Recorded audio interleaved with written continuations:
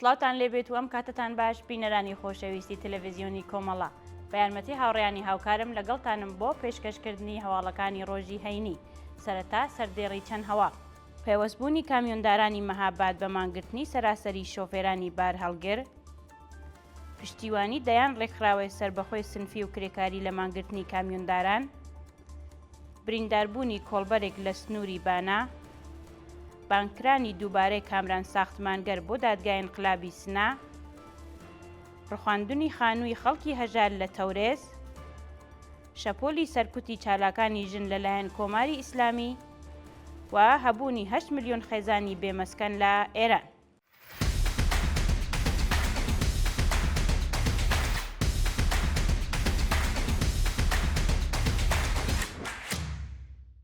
پەیوەستبوونی کامیۆندارانی مەهاباد بە مانگرتنی سەراسەری شۆفێرانی بار هەڵگر ڕۆژی پێنجشەمبە 8 جۆزەردان کامیۆندارانی شاری مەهاباد پێوەست بە مانگرتنی سەراسەری شۆفێرانی بار هەڵگر بوون و ڕێژەی ئەو شارانەی بۆ مانگرتنە پەیوەست بوون گەیشتە 142 شار.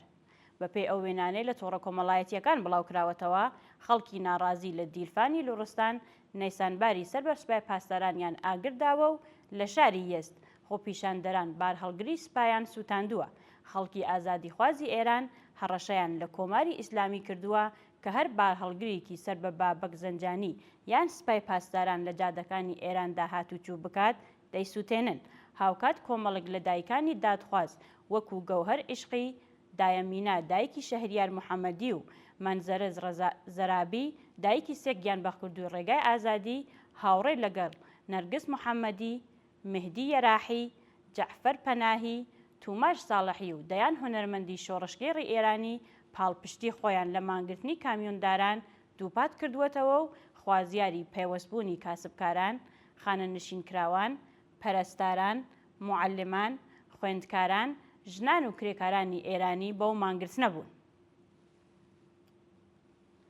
پشتیوانی دەیان ڕێکخراوەی سربەخۆی سنفی و کرێکاری لە مانگرتنی کامیۆنداران ئەنجومەنی سنفی موعەلمانی تاران و ئیسلامشار، کانونی خاننشینکراوانی کرماشان، شۆرای هاوئاهەنگی ڕێکخراوە سنفیەکانی فەرهەنگیانی ئێران و چەندین دامەزراوەی دیکە لە بەیاننامەکانیاندا پشتیوانی خۆیان لە مانگرتنی سەراسەری کامیۆنداران ڕاگەیاندووە.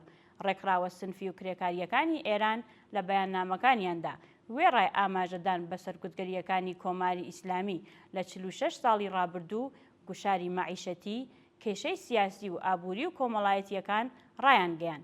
مانگرتن مافی هەموو کوێن و توێژەکانی کۆمەلگایە و کامیۆندارانیش هاوشێوەی چینەکانی دیکەی کۆمەلگا بۆ گەیشتن بە ژیانێکی شایستە و پڕ لە کەرامەتی ئینسانی تێدەکۆشن. بۆ گەیشتن بە ئازادی، دادپەروەری و بەرابەری پێویستیمان بە یەکگرتووی و پاڵپشتی ببورن پەیوەستیمان بە یەکگرتووی و پاڵپشتیە. بەو بوونەوە داوا لە هەموو چینەکانی دیکەی کۆمەلگا دەکەین بە هەر شێوەیەک دەتوانن پشتیوانی لە مانگرتنی سەراسەری شۆفێرانی بار هەڵگر بکەن. دەردی ئەمڕۆی کامیۆنداران دەردی هاوبەشی هەمومانە. یەکڕێز و یەکگرتوانە ئەبێ شەقامەکان داگیر بکەین و دەنگی ئازادی خوازیمان بەهێزتر لە هەمیشە بەرز بکەینەوە. برینداربوونی کۆڵبەرێک لە سنووری بانا ڕۆژی چوارشەممە 7 جۆزەردان کۆڵبەرێک بە ناوی مهران فەتاحی بە تەقەی ڕاستەوخۆی هەنگی مەرزی بانا بە سەختی بریندار کرا. بەپێی راپۆرتی کۆڵبەر نیوز، هێزە سەرکوتگەرەکانی کۆماری ئیسلامی لە سنووری هەنگەژاڵی بانا کۆمەڵێک کۆڵبەریان داوەتە بەردەستڕێژی گوللە و لە ئەنجامی ئەو هێرشەدا کۆڵبەرێکی تەمەن 27 ساڵ بە ناوی مهران فەتاحی بە سەختی بریندار و ڕەوانەی نەخۆشخانە کراوە. بانکرانی دووبارەی کامران ساختمانگەر بۆ دادگای انقلابی سنا لە درژەی گوشارەکان بۆ سەر چالاکانی سنفی و کرێکاری کوردستان کامران ساختمانگەر چالاکی کرێکاری خەڵکی سنا بۆ جاری دووهەم بە تۆمەتی تەبلیغ دژی نظام بانگهێشتی دادگای انقلاب کرا. بەپێی ئیبلاغیەی دادگای انقلابی سنا ئەبێ کامران ساختمانگەر لە ڕۆژانی داهاتوودا خۆی بۆ ناوەندە قەزاییە بناسێنێت. ڕۆژی حەڤەی ڕێبەندانی ساڵی 1403 کامران ساختمانگەر لەلایەن هێزە ئەمنیەتیەکانەوە لە شەقامی جامی دەست بەسەر و ڕۆژی 21 ڕەشەمەی هەمان ساڵ بە دانانی وەسیقا ئازاد کرا. ڕۆژی 28 گوڵانی 1404 ئەو چالاکە کرێکاریە لەلایەن لەقی دووی دادسەرای گشتی و انقلابی سنە بانگهێشت و لێپرسینەوەی لێکرا. سووتانی دارستان و لەوەڕگەکان لە ڕەوانسەر و گیلان غەرب. بەپێی هەواڵی گەیشت و بەیانی هەینی نوێ جۆزەردان دارستانەکانی ناوچەی ملەنی لە گیلان غەرب و بەرزایەکانی قەلانجەی ڕەوانسەر ئاگری گرتووە و ژینگە دۆستانی سەرقاڵی دامرکانەی ئاگرەکەن. لە ڕۆژانی ڕابردوودا بەدەیان هێکتار لە دارستان و بەرهەمە کشت و کاڵیەکانی جوتیاران لە کرماشان و ئیلام لە ئاگردا سوتاوە و بەرپرسانی ڕژیم هیچ هەنگاوێکیان بۆ ڕێگریکردن لەو ڕووداوانە هەڵنەگرتووە. بە وتەی ژینگە پارێزانی کرماشان و ئیلام نەبوونی ئیمکانات و شاخاوی بوونی ناوچەکان کۆنتڕۆڵکردنی ئاگرەکانی سەخت کردووە. لە لایەکی دیکەوە ماوەی 4 ڕۆژە دارستانەکانی کێوچنال لە ئۆستانی فارس لە ئاگردا دەسووتێت، بەڵام لایەنە پەیوەندیدارەکان لە دابینکردنی فڕۆکە بۆ کوژانەوەی ئاگرەکە خۆ دەبوێرن. ڕوخاندنی خانووی خەڵکی هەژار لە تەورێز. بەپێی ئەو ویدۆیانە لە تۆڕە کۆمەڵایەتیەکان بڵاوکراوەتەوە، مەئمورانی شارەداری و هێزە ئینتزامیەکانی تەورێز خانووی چەند بنەماڵی هەژاری دانیشتووی گەڕەکی زەمزەم ماڵارانیان ڕوخاندووە. ڕوخاندنی خانووی ئەو هاوڵاتیانە لە حاڵێکدایە کە شارەداری بەبێ ئاگادارکردنەوەی پێشوەخت و بەڵگەی قەزایی دەستی داوەتە ئەو کارە نایاساییە. هەرچەند خاوەن خانووەکان لە ئاست ئەو کردەوە ناڕەزایەتیان دەربڕیوە، بەڵام هێزە ئینتزامیەکان هێرشیان کردوتە سەریان و هەڕەشەیان لێکردوون. جێگای ئاماژەیە کە گەورە شاری تەورێز زیاتر لە 500,000 پەراویز نشینی هەیە و دانیشتوانەکانی لە زۆربەی خزمەتگوزاریە کۆمەڵایەتیەکان بێبەشن. شەپۆلی سەرکوتی چالاکانی ژن لەلایەن کۆماری ئیسلامی. لە ڕۆژانی ڕابردوودا مەرزیە حسەینی ڕۆژنامەوانی خەڵکی قشم بۆ دادگای ئەو شارە بانکێش کراوە. هەروەها مەحشید گەوهەری مامۆستای زانکۆی خەڵکی مەشهەد لەسەر کار دەرکراوە و گلارە عەباسی چالاکی سیاسی خەڵکی تاران بە 33 مانگ زیندان مەحکوم کراوە. بەپێی زانیاریەکان لەقی یەکی دادگای ئینقلابی قشم مەرزیە حسەینی ڕۆژنامەوانی ئەو شارەی بە تۆمەتەکانی بڵاوکردنی پڕۆپاگەندە دژ بە ڕژیم و بێڕێزی بە بەرپرسانی حکوومەت بۆ ئەو ناوەندە قەزاییە بانکێش کردووە. لە لایەکی دیکەوە لەقی یەکی دادگای ئینقلابی مەشهەد مەحشید گەوهەری مامۆستای ئەدەبیاتی زانکۆی ئەو شارەی بە تۆمەتەکانی تووڕدانی حجابی ئیجباری و چالاکی تەبلیغ دژی نیزام و لە بەرژەوەندی گروپە نەیارەکانی حکوومەت بە 9 مانگ زیندان مەحکوم کردووە، بەڵام سزاکەی بۆ ماوەی 2 ساڵ تعلیق کراوە و بۆ هەمیشە لەسەر کار دەرکراوە.